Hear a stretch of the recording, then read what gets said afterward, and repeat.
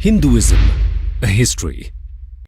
Hinduism दोस्तों एक ऐसा रिलीजन है जो हजारों सालों से जीवित है। एक ऐसा ट्रेडिशन जिसने इंडियन सबकॉन्टिनेंट में जन्म लिया और यहां के कल्चर को शेप किया। हिंदुइज्म सिर्फ एक रिलीजन ही नहीं बल्कि मेजॉरिटी ऑफ इंडियंस की इंटेग्रल पहचान भी है। लेकिन दोस्तों हिंदुइज्म एक ऐसा शब्द है जिसे खुद को हिंदू कहने वाले भी अक्सर पूरी तरह नहीं समझते। कोई इसे रिलीजन कहता है तो कोई इसे एक वे ऑफ लाइफ बताता है। आखिर हिंदुइज्म का सही मतलब है क्या? अपनी इस वीडियो में हम इसी सवाल का जवाब जानने की कोशिश करेंगे और समझेंगे कि हिंदुइज्म कैसे वे ऑफ लाइफ की तरह शुरू होकर एक रिलीजन के फॉर्म में डेवलप होता है। दोस्तों हिंदुइज्म दुनिया के सबसे पुराने रिलीजन्स में से एक है। इसकी शुरुआत कब हुई इसका कोई डेफिनेट आंसर नहीं मिलता, लेकिन ऐसा माना जाता है कि यह 4000 सालों से भी पुराना है। आज दुनिया के लगभग हर कोने में हिंदुइज्म को फॉलो करने वाले लोग रहते हैं, जिनमें से 90% इंडिया को बिलोंग करते हैं। फॉलोअर्स के मामले में लगभग 900 मिलियन फॉलोअर्स के साथ हिंदुइज्म क्रिश्चियनिटी और इस्लाम के बाद तीसरा सबसे बड़ा रिलीजन है। इसी के साथ साथ संस्कृत लैंग्वेज एक इंपॉर्टेंट लैंग्वेज जुड़ती है जो इसी के साथ ग्रो हुई और जिसने हिंदुइज्म के बिलीफ सिस्टम्स को स्प्रेड करने में इंपॉर्टेंट योगदान दिया। माना जाता है कि प्रोटो इंडो आर्यन और प्रोटो इंडो यूरोपियन लैंग्वेजेस भी संस्कृत से ही डेवलप होती हैं। आइए सबसे पहले हिंदू शब्द के ओरिजिन को समझते हैं। Origins of the word Hindu. दोस्तों हिंदू शब्द नॉर्दर्न इंडिया में फ्लो होने वाली रिवर इंडस से डिराइव हुआ है। एंशिएंट टाइम्स में इस रिवर को सिंधु नाम से जाना जाता था, लेकिन जब पर्शियंस का माइग्रेशन इंडिया में होता है तो वो इसे हिंदू कहते हैं और यहां के लैंड को हिंदुस्तान और रहने वाले लोगों को हिंदूज का नाम देते हैं। इस तरह हिंदू शब्द को पहली बार 6th सेंचुरी BCE में पर्शियंस ने यूज किया था। उस समय हिंदुइज्म शब्द एक कल्चरल से ज्यादा जियोग्राफिकल लेबल हुआ करता था। आगे चलकर इसे हिंदूज की रिलीजियस प्रैक्टिसेस को डिस्क्राइब करने के लिए यूज किया जाने लगा। रिलीजियस बिलीफ्स को डिफाइन करते हुए हिंदुइज्म शब्द का रेफरेंस पहली बार 7th सेंचुरी CE के एक Chinese text record of the western regions by Xuanzang में मिलता है। लेकिन ऐसा भी माना जाता है कि रिलीजियस प्रैक्टिसेस और बिलीफ्स को डिस्क्राइब करने के लिए इंग्लिश टर्म हिंदुइज्म का यूज इतना पुराना भी नहीं है। कहा जाता है कि इसे पहली बार 1816-17 में राजा राम मोहन रॉय ने यूज करना शुरू किया था। इसके बाद 1830 के अराउंड ब्रिटिश कॉलोनियलिज्म को अपोज करने और खुद को बाकी रिलीजियस ग्रुप से अलग दिखाने के लिए इंडियंस ने हिंदुइज्म को अपना रिलीजन बताना शुरू कर दिया था। यह वही समय था जब हिंदुस्तानी अपनी आइडेंटिटी के लिए सोल सर्चिंग कर रहे थे। यह तो बात हुई हिंदू और हिंदुइज्म शब्द के ओरिजिन की, लेकिन शब्द यानी कि टर्म तो बाद में आया था। इससे जुड़े बिलीफ्स और प्रैक्टिसेस का ओरिजिन और भी पुराना है। How did Hinduism start? दोस्तों क्रिश्चियनिटी और इस्लाम की तरह हिंदुइज्म का कोई सिंगल फाउंडर नहीं है और इसका ओरिजिन रिकॉर्डेड हिस्ट्री से भी पुराना समझा जाता है। हिंदूज अपने रिलीजन के लिए सनातन धर्म टर्म यूज करते हैं, जिसका मतलब है इटर्नल फेथ, यानी कि ऐसा धर्म जो हमेशा से है। इंडस वैली सिविलाइजेशन में कुछ ऐसे एविडेंस मिले हैं जो या तो हिंदुइज्म का पार्ट है या उसे इन्फ्लुएंस करते हैं। उदाहरण के तौर पर यहां मिलने वाली proto Shiva seal, mother goddess को रिप्रेजेंट करने वाली टेराकोटा फिगरीन्स, स्वास्तिकास, लिंगास, सीक्रेट एनिमल्स की इमेजेस एटसेट्रा आज हिंदुइज्म का एक पार्ट है। इसलिए यह माना जाता है कि किसी न किसी फॉर्म में हिंदुइज्म उस समय से एग्जिस्ट कर रहा था।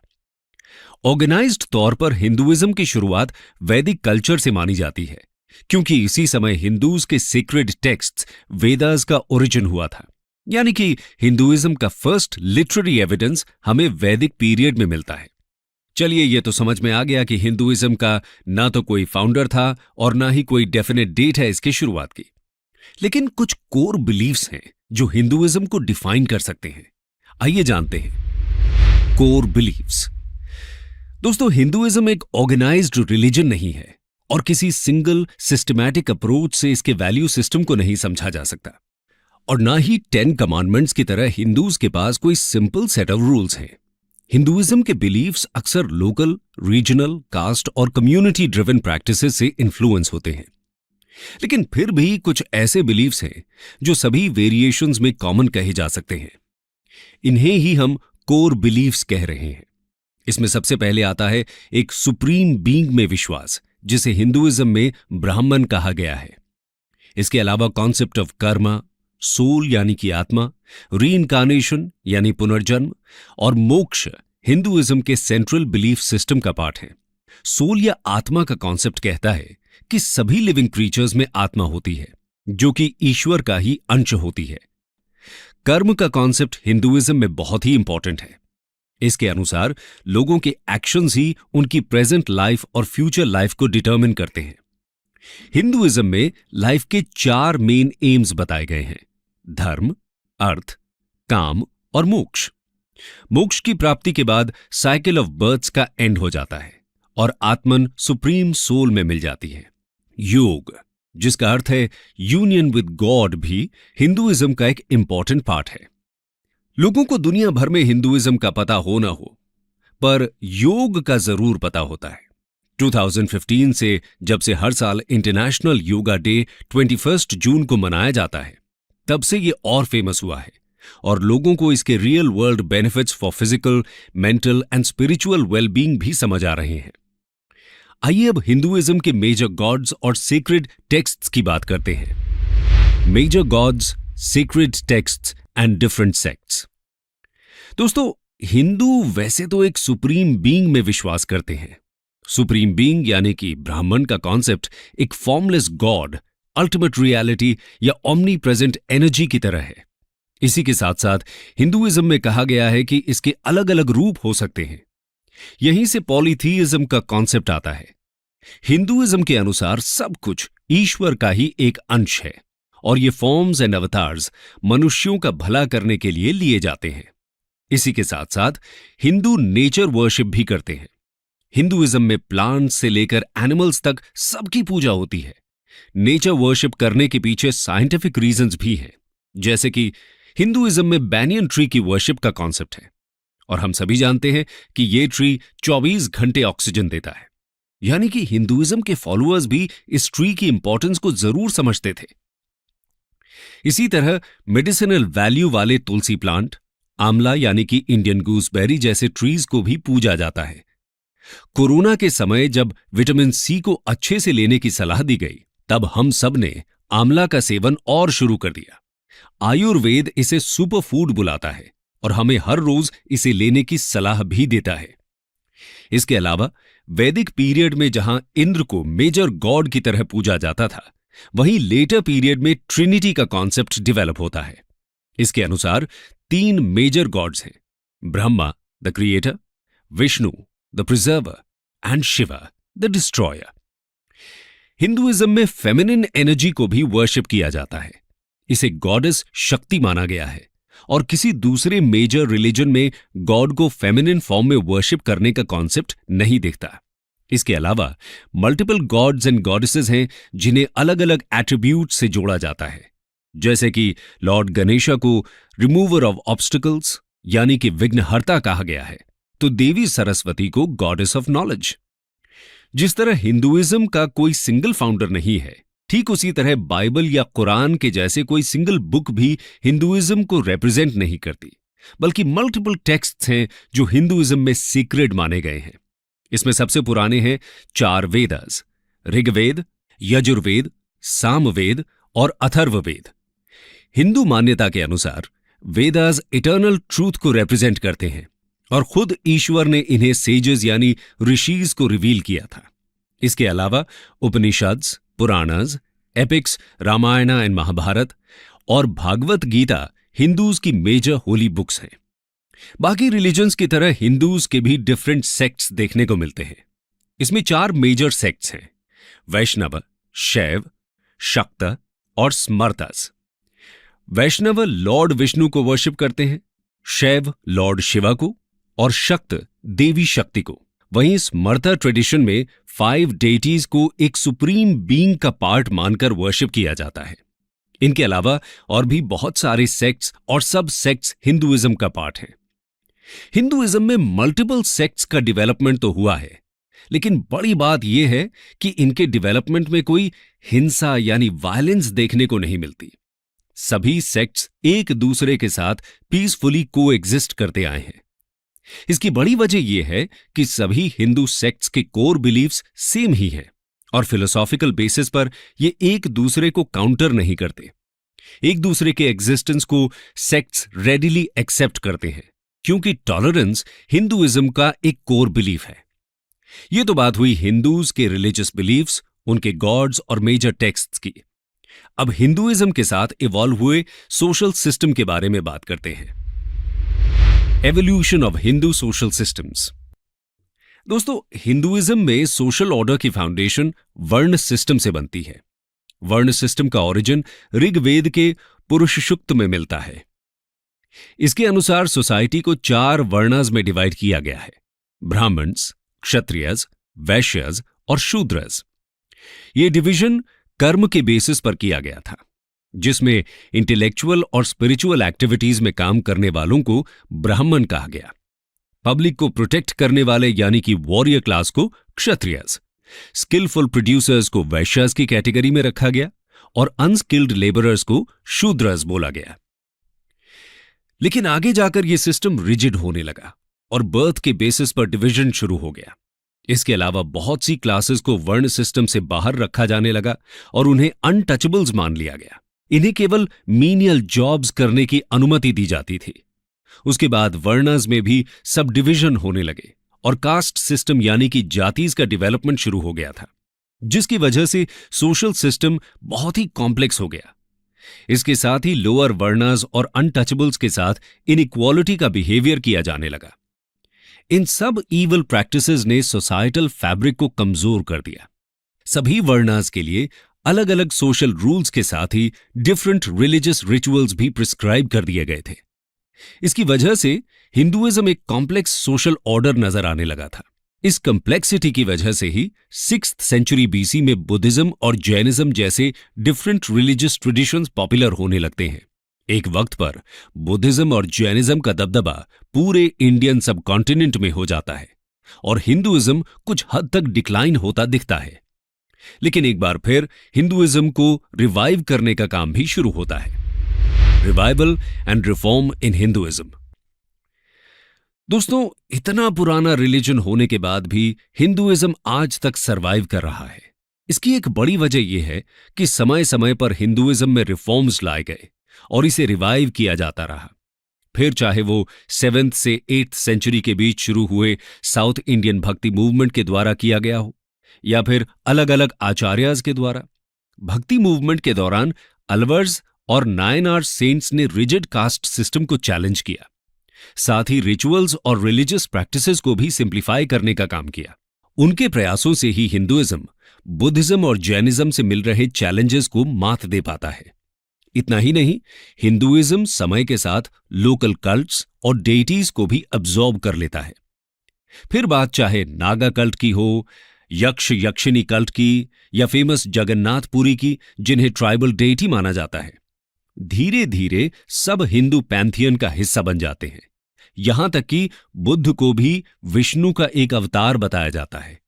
यह स्ट्रैटेजी भी हिंदुइज्म के सर्वाइवल में इंपॉर्टेंट रोल प्ले करती है। हिंदुइज्म को रिवाइव करने की बात हो और आदि शंकराचार्य का नाम ना आए, ऐसा तो हो ही नहीं सकता। शंकराचार्य ने 8th सेंचुरी एडी में हिंदुइज्म को रीऑर्गेनाइज और रिफॉर्म करने का काम किया।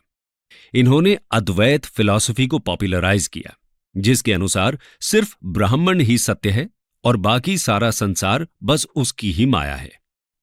शंकराचार्य हिंदू फिलॉसफी को पॉपुलराइज करने के लिए पूरे इंडिया में ट्रैवल करते हैं। इस दौरान अलग अलग थिंकर्स के साथ वो डिबेट्स और डिस्कोर्सेज में भाग लेते हैं।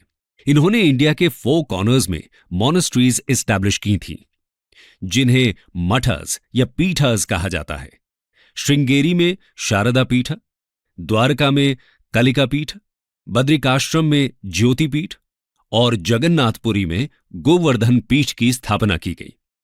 इन्हें हिंदुइज्म के 4 धाम कहा जाता है। इस तरह उन्होंने जियोग्राफिकली भी हिंदुइज्म के फॉलोअर्स को जोड़ दिया था। इन्होंने पंचायतन फॉर्म ऑफ वर्शिप को भी पॉपुलराइज किया, जिसमें 5 डेटीज गणेश, शिव, विष्णु, सूर्य और देवी की एक साथ पूजा की जाती है। इसमें कहा गया है कि ये सभी सुप्रीम बीइंग यानी कि ब्राह्मण के ही अलग अलग फॉर्म्स हैं। इस तरह शंकराचार्य ने डिफरेंट सेक्ट्स को भी यूनाइट किया। इसके अलावा हिंदू स्क्रिप्चर्स को भी इन्होंने सिंप्लीफाई किया। शंकराचार्य ने वेदास, उपनिषद्स, पुराणास जैसे रिलीजियस टेक्स्ट्स पर कमेंट्रीज लिखकर इनकी टीचिंग्स को एक बार फिर से जीवित करने का काम किया था। शंकराचार्य के बाद रामानुजा, माधवाचार्य जैसे सेंट्स ने भी हिंदुइज्म को रिफॉर्म करने में अपना योगदान दिया। इसके बाद मिडीवल पीरियड में जब इस्लाम ने हिंदुइज्म को चैलेंज करना शुरू किया तो निर्गुण और सगुण भक्ति सेंट्स ने हिंदुइज्म को पॉपुलर बनाए रखा। इसमें रामानंद, कबीर, नानक, मीराबाई, तुलसीदास जैसे सेंट्स का योगदान रहता है। अगर मॉडर्न पीरियड की बात करें तो राजा राम मोहन रॉय, स्वामी दयानंद सरस्वती और स्वामी विवेकानंद जैसे रिफॉर्मर्स ने हिंदू ग्लोरी को एक बार फिर से रिवाइव किया था। 19th सेंचुरी में इन सोशो रिलीजियस रिफॉर्मर्स की वजह से क्रिश्चियन मिशनरीज हिंदूज को कन्वर्ट करने में बहुत ज्यादा सफल नहीं रहते। जिस तरह की सफलता इन्हें अफ्रीका या दूसरी कॉलोनीज में मिली थी, इंडिया में वैसी सफलता देखने को नहीं मिलती। स्वामी विवेकानंद ने 1893 में शिकागो में ऑर्गेनाइज्ड वर्ल्ड रिलीजियस कॉन्फ्रेंस में जाकर वर्ल्ड स्टेज पर हिंदुइज्म की फिलॉसफी को पॉपुलराइज किया। स्वामी जी की स्पीच पर कमेंट करते हुए एक अमेरिकन न्यूज़पेपर ने लिखा था कि ऐसे रिच रिलीजियस ट्रेडिशन वाले देश में क्रिश्चियन मिशनरीज को भेजने की क्या जरूरत है। इस तरह रेगुलर इंटरवल्स पर हिंदुइज्म में रिफॉर्म मूवमेंट्स होते रहे हैं। हिंदू फिलॉसफी में कहा भी गया है कि जब जब धर्म संकट में आता है तब तब उसकी रक्षा के लिए खुद ईश्वर अवतार लेते हैं।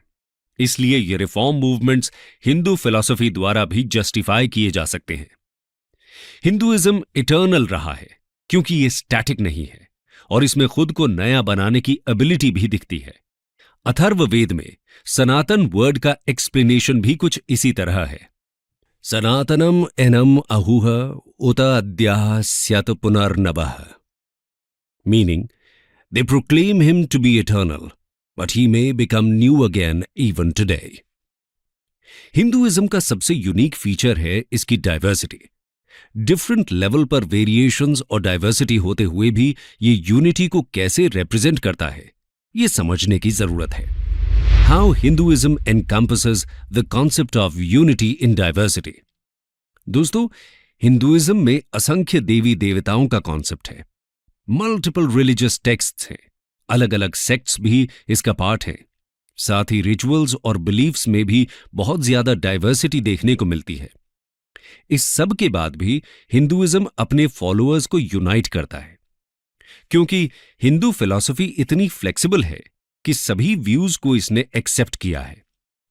हिंदुइज्म में मान्यता है कि रास्ते अलग अलग हो सकते हैं, लेकिन सबकी मंजिल एक ही है। हिंदुइज्म तो बाकी रिलीजन्स को भी सत्य ही मानता है। इसमें कहीं भी ये कॉन्सेप्ट नहीं है कि हिंदुइज्म के अलावा जो रिलीजन्स हैं वो ईश्वर की प्राप्ति का मार्ग नहीं हो सकते। इसी वजह से हिंदुइज्म को एक टॉलरेंट रिलीजन भी बोला जाता है। लेकिन टॉलरेंट शब्द इस कॉन्सेप्ट को जस्टिफाई नहीं करता, क्योंकि हिंदूज न सिर्फ दूसरे रिलीजन्स का सम्मान करते हैं बल्कि उन्हें भी हिंदुइज्म की बराबरी पर ही रखते हैं। इसलिए हिंदुइज्म में फोर्स्ड कन्वर्शन का कॉन्सेप्ट भी नहीं आता। हिंदुइज्म की हिस्ट्री में कभी भी दूसरे रिलीजन के अगेंस्ट धर्म के नाम पर वॉर नहीं हुए हैं। फिर चाहे वो वसुधैव कुटुंबकम की फिलॉसफी हो, जिसके अनुसार पूरा विश्व एक ही फैमिली माना जाता है, या फिर सर्वे भवन्तु सुखिनः जैसे हिम्स। हिंदुइज्म हमेशा ही सबके कल्याण की बात करता आया है। हिंदुइज्म में संपूर्ण मानव जाति के इक्वल वर्थ का भी कॉन्सेप्ट है। ये हमें इस एंशिएंट हिम से साफ पता चलता है। अज्येष्ठसु अकनिष्ठसु इति संभ्रात्रो वहादुहु सौभाग्यः, जिसका मतलब है कि no one is superior, none inferior, all are brothers marching forward to prosperity. यही वजह है कि आप चाहे शिव की पूजा करते हो या कृष्ण की, या फिर देवी के भक्त हों, या शायद किसी की पूजा ही ना करते हो, लेकिन फिर भी आप खुद को हिंदू कह सकते हैं। हिंदू होने के लिए ना तो किसी एक भगवान की वर्शिप करना कंपल्सरी है और ना ही किसी मंदिर में जाना। यहां तक कि किसी एंशिएंट स्क्रिप्चर की स्टडी करना भी मैंडेटरी नहीं है। हिंदुइज्म तो सबको अपना मानता है। अगर आप खुद को हिंदू मानते हो तो आप एक हिंदू ही हो, फिर चाहे कितनी भी डाइवर्सिटी आ जाए, हिंदुइज्म आपको उसके 900 मिलियन से ज्यादा फॉलोअर्स के साथ यूनाइट कर ही देता है। कंक्लूजन दोस्तों, जैसे हमने देखा कि बाकी रिलीजन्स की तरह ना तो हिंदुइज्म के पास कोई सिंगल फाउंडर है, ना कोई सिंगल टेक्स्ट और ना ही कोई सिंगल गॉड। इसीलिए इसे ट्रेडिशनल रिलीजन की डेफिनेशन में समझ पाना मुश्किल होता है। एक रिलीजन से ज्यादा ये अ वे ऑफ लाइफ की तरह डिवेलप होता है। लेकिन समय के साथ दूसरे रिलीजन्स का डेवलपमेंट शुरू होता है और ये सभी हिंदू वे ऑफ लाइफ को चैलेंज करते हैं। इन्हीं को काउंटर करने के लिए और इनके कंपटीशन में हिंदुइज्म एक रिलीजन की फॉर्म लेने लगता है। हिंदू परंपरा के अनुसार अपने धर्म को सनातन धर्म कहा गया है और धर्म शब्द की परिभाषा रिलीजन से अलग भी बताई जाती है। धर्म का मतलब एक सेट ऑफ रूल्स माना गया है और सनातन धर्म का मतलब हुआ ऐसे रूल्स जो हमेशा ही वैलिड रहते हैं। बाकी रूल्स एंड लॉज तो समय और कंडीशंस के अकॉर्डिंग चेंज होते रहते हैं, लेकिन जो हमेशा चलता रहे वही है सनातन धर्म। दोस्तों, हिंदुइज्म को एक वीडियो में समझा पाना तो नामुमकिन जैसा टास्क है। फिर भी हमने कोशिश की है कि आपको हिंदुइज्म की मूल बातों से परिचित कराया जाए। अगर आपको हमारी ये कोशिश अच्छी लगी हो तो कमेंट सेक्शन में जरूर बताएं और ये वीडियो अपने फ्रेंड्स और फैमिली के साथ शेयर करना ना भूलें। Thank you and God bless.